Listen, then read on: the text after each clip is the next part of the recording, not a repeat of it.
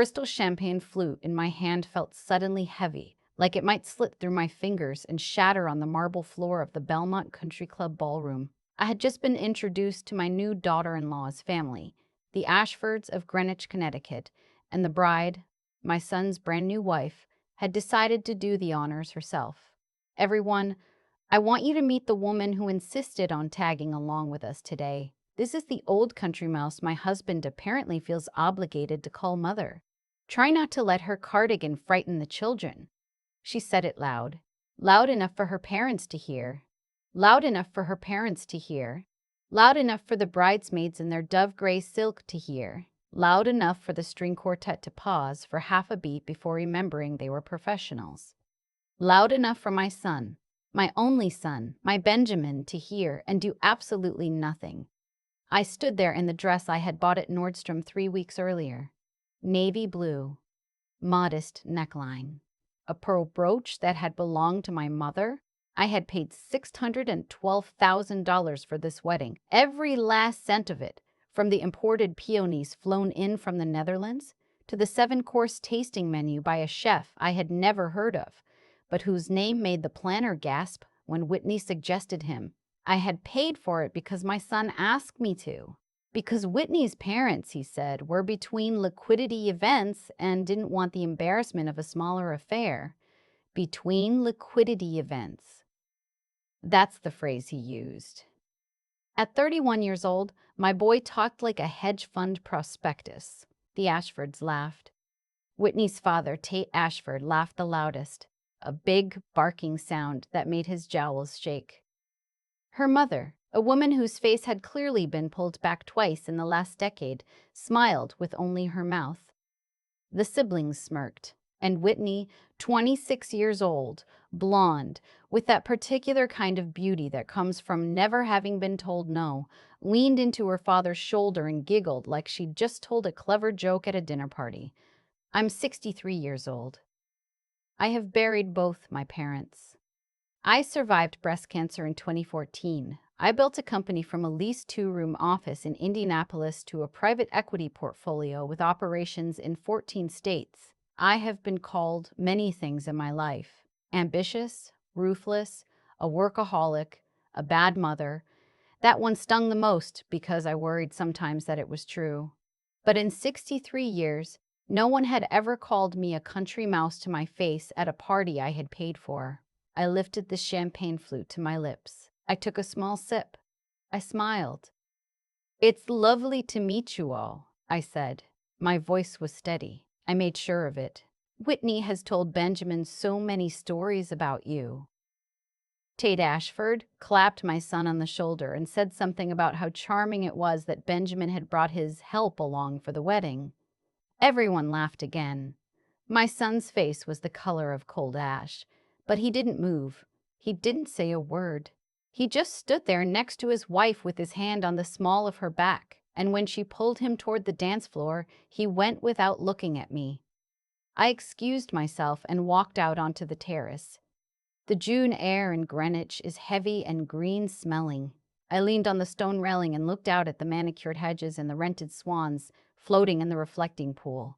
Yes, they had rented swans, and I waited for the tears. They didn't come. What came instead was a long, slow, cold feeling that started somewhere behind my ribs and spread outward like ink in water. I thought about Benjamin's father, my Henry. He had died 11 years ago this October. Stroke. Sudden. I was 48 and I had a 14-year-old boy who didn't know how to tie a necktie and a small accounting practice that paid the bills but not much more. Henry left me a mortgage and a $400,000 life insurance policy and a son who cried himself to sleep every night for 6 months. I built the company because I had to. I took the insurance money and I bought a struggling regional logistics firm at a bankruptcy auction in 2015. I worked 80-hour weeks. I drove to Cincinnati at 4 a.m. on Tuesdays to meet with warehouse managers. I missed Benjamin's junior prom and his 18th birthday dinner and the day he got his acceptance to Vanderbilt. He never let me forget any of it. By the time he graduated, I owned 3 companies. By the time he started his MBA at Wharton, which I paid for in full, no loans, I owned 11. By the time he met Whitney Ashford at some yacht club function in Newport last summer, I had just closed on the largest acquisition of my career. I had bought Ashford Capital Holdings. I bought it in April. The sale closed 2 months before Benjamin called me to say he was engaged. The deal was structured through 3 holding companies and signed under the name of my parent fund, Coleridge Industries. Tate Ashford had no idea who had bought him out. He had been told only that a private investment group was acquiring his firm's distressed assets which included, among other things, the man's third mortgage on his Greenwich estate, the loan on his daughter's Mercedes, and a $2.3 million personal guarantee on a Caribbean resort development that had never broken ground. I owned the paper on all of it. I had not known when I signed the deal in April that the Ashford whose family was drowning in unpayable debt was the Ashford whose daughter was about to marry my son. Benjamin had only ever called her Whitney. Just Whitney. He had said her family was in finance, old Connecticut money, you'll love them. I had been too tired from the closing to press for details. I had assumed I would meet them in due time. I met them today. I stood on that terrace and I watched the rented swans glide in their pointless circles, and I made a decision. I had made a lot of decisions in 11 years of running companies, and I had learned that the best decisions are the ones you make slowly, with a steady pulse, while everyone around you is busy laughing. I went back inside. I danced with my son once, when he finally remembered I existed and came to ask. I felt his hands shake. He didn't apologize. He said, "Mom, please don't make a scene. Whitney has a lot of stress right now." I nodded. I smiled for the photographer. I left at 9:47 p.m. and drove myself back to the Stamford Sheraton because my new daughter-in-law had not, as it turned out, arranged a room for me at the inn where her family was staying. An oversight, Benjamin had said. I'm sure that's all it was. On Monday morning at 8:15 a.m., I sat at the head of the conference table in my office in downtown Chicago and waited for Tate Ashford to arrive. He had been summoned the previous Friday by my chief restructuring officer, a 38-year-old former Marine named Daniel Voss, who could deliver bad news with the warmth of a Wisconsin winter. The meeting was on Tate's calendar as Coleridge Industries portfolio review. He had no idea who he would be meeting with. My name had not been included. At 8:58 a.m., my assistant buzzed me. "Ms. Coleridge, Mr. Porritt, Ashford and his attorney are in the lobby. Send them up." The elevator doors opened at the end of the hall. I heard Tate before I saw him. That big, blustery voice telling his lawyer some story about a fishing trip in Maine. I watched through the glass wall of the conference room as he came down the corridor in his navy suit and his Hermes tie, with the rolling, slightly bow-legged walk of a man who has been wealthy long enough to forget how it feels to be afraid. He saw me through the glass. He stopped walking. His lawyer, 2 steps behind, almost ran into him. Tate Ashford's mouth opened and then closed, and then opened again. He turned to his attorney and said something I couldn't hear. The attorney shrugged and gestured at the door. He came in. He sat down. He did not say my name. "Mr. Ashford," I said. "Thank you for coming on short notice. You—" His voice caught. He cleared his throat. "You're Whitney's. I am Benjamin's mother, yes. We met on Saturday." The blood drained out of his face so fast I thought for a moment that I might need to call the building paramedics. His attorney, sensing the temperature change without yet understanding the cause, opened a leather portfolio and began shuffling papers with great seriousness. "I had no idea," Tate said. "I had no—" "Eleanor, was it? Eleanor Coleridge," I said. "Margaret Coleridge. We weren't introduced by name on Saturday. Your daughter called me a country mouse, and we moved on rather quickly." He stared at me. I let him stare. "I want to be very clear about why we are meeting today," I said. "This is not personal. This is a portfolio review. Coleridge Industries acquired the distressed asset book of Ashford Capital Holdings in April of this year. I am the sole owner of Coleridge Industries. I have personally reviewed the file on your debts to my company, and I have some questions." The attorney made a sound that wasn't quite a word. I slid a folder across the table. Your personal guarantee on the Anguilla Resort project, $2.3 million. Payment overdue since February. Your third mortgage on the Greenwich property. Yes, I know there are three. I have the documents, currently in default. The Mercedes leased in your daughter's name, 4 months in arrears. The line of credit secured against your wife's jewelry collection. The promissory note from your son's startup, which I understand has not produced revenue in 18 months. Tate Ashford's hands were trembling on the conference table. I had never seen a man's hands tremble like that. Not at a board meeting. Not in 11 years. I am not telling you anything you don't already know, I said. I am only telling you that I now know it too. The attorney finally found his voice. Miss Coleridge, my client is, of course, prepared to discuss restructuring options. I would like to remind you that aggressive collection action at this stage would be, I am not pursuing aggressive collection, I said. Yet, I would like to understand something first. I leaned forward. On Saturday, your daughter introduced me to your family as a country mouse. Your wife laughed. Your son smirked. You laughed loudest of all, Tate. You patted my son on the back and called me his help. You did this at a wedding that I paid for, $612,000. Every flower, every plate, every drop of the 2016 Krug your wife drank 4 glasses of. I paid for it because my son told me your family was between liquidity events and didn't want to embarrass yourselves with a smaller wedding. I tapped the folder. I am looking, Tate, at your liquidity. There are no events coming. There is only this. And I would like to know, I am genuinely curious, what kind of man stands in front of his daughter's mother-in-law, a woman who has just paid for his daughter's wedding and lets his daughter call her a country mouse, while he himself is 6 months behind on the loan that keeps his front door from being repossessed. The room was very quiet. Tate Ashford was crying, not sobbing, just leaking, the way some men do when they've never learned how. The tears ran down the sides of his nose and into his beard. I didn't know, he said. I didn't know it was you. Whitney never told us your last name. Benjamin just said his mother was. He said you were in business. He never said, what, Tate? That his mother was the kind of business that owns your business? He shook his head. I'd like to talk about my son, I said. I opened a second folder. I took out a single sheet of paper. I slid it across. 3 weeks before the wedding, my son wired your son-in-law's startup $80,000 from his personal account, the account I funded, the account where his trust disbursements go. 6 weeks before that, he wired $50,000 to a holding company you control, Tate. 6 weeks before that, another $40,000. I have the wire confirmations. I have the bank statements. I subpoenaed them last Wednesday. Tate Ashford put his face in his hands. My son, I said, has been propping up your family with my money for over a year.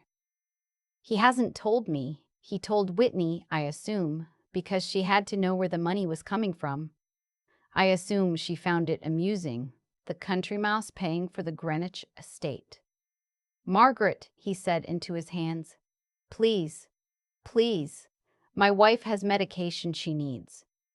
Whitney is pregnant. I had not known that. I sat with it for a moment. A grandchild from the woman who had called me a pig in front of 200 people. I felt the cold ink feeling spread again, only this time it spread differently, because now there was a small life somewhere in the middle of it, a small life that had not chosen any of this. Congratulations, I said, and I meant it in a way. Then we have all the more reason to be honest with each other. I closed the folder. Here is what is going to happen, Tate. I am not going to call your loans this week. I am not going to process your home. I am not going to seize your wife's jewelry or your daughter's car. I am not interested in making your family homeless. That isn't who I am, and it isn't what your grandchild needs. He looked up. There was hope in his face, and the hope was almost worse than the fear had been.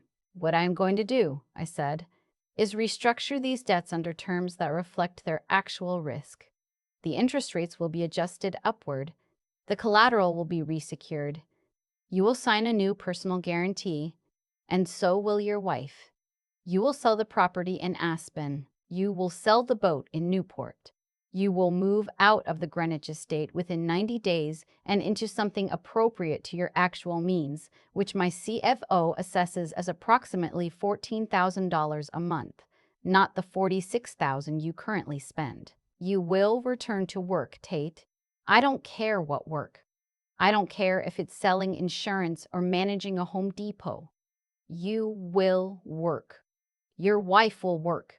Your son will get a job that does not involve his sister's husband's mother wiring him money. I let it sit. And you will never, I said, speak to me or about me the way your family did on Saturday. Again, not in private, not in public, not at Thanksgiving, not at the baptism of the grandchild we are about to share. Are we clear? He nodded. He couldn't speak. Good. Daniel will walk you through the paperwork. We're done here. I stood up. I walked out. I did not look back. That afternoon at 2:17 p.m., my assistant put through a call from my son. I had been waiting for it. I had told Sharon, my assistant who has been with me for 15 years and who would walk into traffic for me, to put him through whenever he called, no matter what I was doing. I picked up on the second ring. Mom. His voice was shaking. Hello, Benjamin. Mom, what did you do?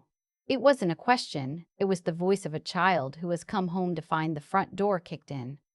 I had a portfolio review meeting with your father-in-law this morning. I assume he called Whitney. I assume Whitney called you. Mom, Tate is in the hospital. They think it was a panic attack, but they're keeping him overnight. Whitney is hysterical. Her mother is screaming at me. Mom, they didn't know. They didn't know it was you. I am aware of that, Benjamin. How could you do this? How could you ambush him like that? He is family now, Mom. He is my wife's father. And you sandbagged him in some conference room without Benjamin. I made my voice very quiet. I have learned over 11 years that quiet is much more frightening than loud. Stop talking. Stop talking right now and listen to me.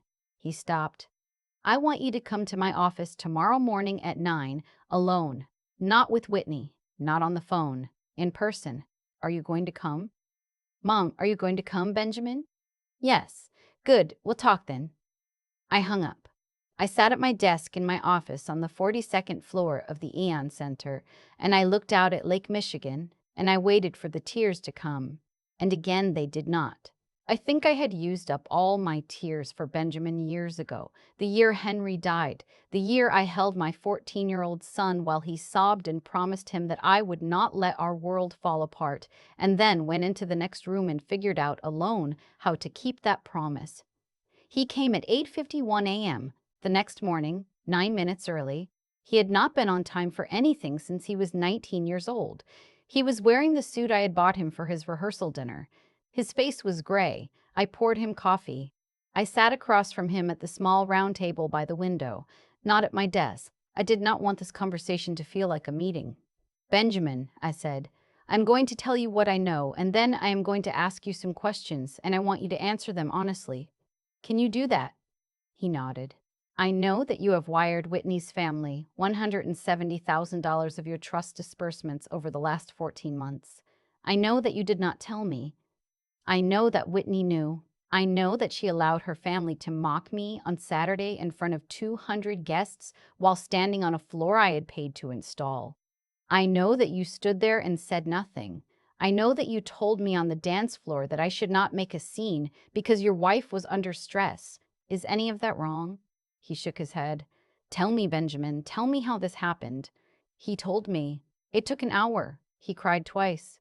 Whitney's parents had been struggling for 2 years, longer than Whitney let on. Whitney had asked Benjamin, 6 months into their relationship, if he could help out a little. It had started at $5,000. It had become $80,000. Whitney had said her father would pay it back as soon as the next deal closed. The next deal had not closed. None of them had closed. Whitney had told Benjamin not to tell me because she did not want me to think badly of her family. Whitney had told Benjamin that his mother was, in her phrase, tone deaf about old money, and would not understand how these things worked among people of breeding. People of breeding? People of breeding? My son said it without flinching, without seeming to hear what he was saying. Benjamin, I said, look at me. He looked. Your father grew up in a trailer park in Muncie, Indiana. His mother worked at a Frisch's Big Boy. His father was a long-haul trucker who died of a heart attack at 51. Your father put himself through Purdue on a wrestling scholarship and an overnight shift at a UPS sorting facility. He met me in a computer lab in 1986 and asked me out for a hamburger because he could not afford a real dinner. He was the best man I have ever known. He was your father. Do you understand what I am telling you? He nodded. He was crying again. There is no breeding, Benjamin. There is only behavior, and you have been raised to know the difference. He put his face in his hands. Mom, I'm sorry. I'm so sorry. I'm so sorry. I don't know who I've been this last year. I don't. I'm going to tell you what's going to happen now, I said, and I want you to listen carefully because I am going to say it once. He looked up. The trust is frozen as of yesterday. I have already spoken to the trustees. You will receive no further disbursements until you are 40, which is the original term your father and I set when we drew up the documents, a term I have been generous about waiving for the last 6 years. You will not receive a penny more until then. If you want money, you will earn it. You have a Wharton MBA and you are 31 years old. Figure it out. He stared at me. Whitney is your wife. I am not asking you to leave her. That is not my place, and I would never ask it. I will tell you, however, that I will not be a part of any household in which I am called a pig or a mouse or anything else, in private or in public, until your wife apologizes to me. Really apologizes. The kind of apology that comes after she has done the hard work of figuring out what kind of woman she has been. I will not be present in your home. I will not attend holidays. I will not babysit my grandchild. He flinched at that. Yes, Benjamin. Your father-in-law told me, congratulations. I will be the grandmother that child deserves when and if I am invited to be. But I will not be invited into a house that thinks of me as a joke. I have been called many things. I have been many things. I have never in my life agreed to be a joke. He was sobbing now, quietly, into his hands. Mom, what do I do? You're a grown man, Benjamin. You figure it out. You can start by telling Whitney the truth about where her family's money has been coming from. You can tell her the truth about what kind of woman her mother-in-law is. You can decide what kind of husband you want to be and what kind of father. I cannot decide that for you. I tried for too many years to decide things for you. Your father always said I overcorrected after he died. He was right. I stood up. I love you. I will always love you. I am your mother. I am not your bank, and I am not your shield. If you want to come back into my life as a son, the door is open, but you will have to walk through it on your own feet. Do you understand? He nodded. I walked around the table. I put my hand on his head, the way I used to when he was a small boy reading on the floor of my office in the evenings while I finished spreadsheets. His hair was thinner than I remembered. When had that happened? Go home, I said. Talk to your wife. Be brave. He left. I sat at the window for a long time. It has been 4 months now. Tate Ashford is selling the Greenwich house. The listing went up 2 weeks ago. He has taken a job at a regional brokerage in Stamford, where I am told he is doing surprisingly well. His wife is teaching piano lessons in their new rental, which is a perfectly nice 3-bedroom in Old Greenwich, $14,000 a month, just as my CFO predicted. They have not invited me to dinner. I have not expected them to. Whitney came to my office in August. She came alone. She did not bring Benjamin. She was 4 months pregnant by then, and she sat in the same chair her father had sat in, and she did not say a single one of the things I had braced myself for. She did not make excuses. She did not blame her parents. She did not tell me she had been raised that way, or that she hadn't meant it, or that she was sorry I had been hurt. She said, Mrs. Coleridge. I called you a country mouse in front of 200 people and your son, who is the father of my child. And I did it because I am a coward and a snob, and I wanted to make my parents proud of me by being cruel to someone they thought was beneath them. I have spent the last 3 months thinking about what kind of woman I want my daughter to know. I don't know if I can be that woman yet. I am asking you to give me a chance to try. I made her tea. We talked for 2 hours. She is not yet a woman I love. She is not yet a woman I fully trust. But she is, I think, beginning to become a woman, and I will take that, because the alternative is to write off the mother of my grandchild, and I will not do that. I lost too much already in 11 years to lose more by refusing to let things grow. Benjamin has started a small consulting firm without my money, without my name.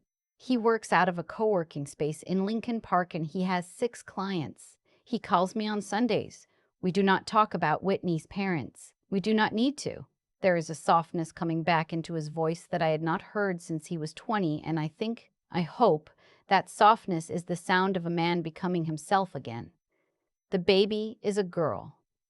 They are going to name her after my mother. They asked me last week. I cried in front of them for the first time in a very long time. I think sometimes about that night on the terrace with the rented swans in the heavy June air and the cold ink feeling spreading through me.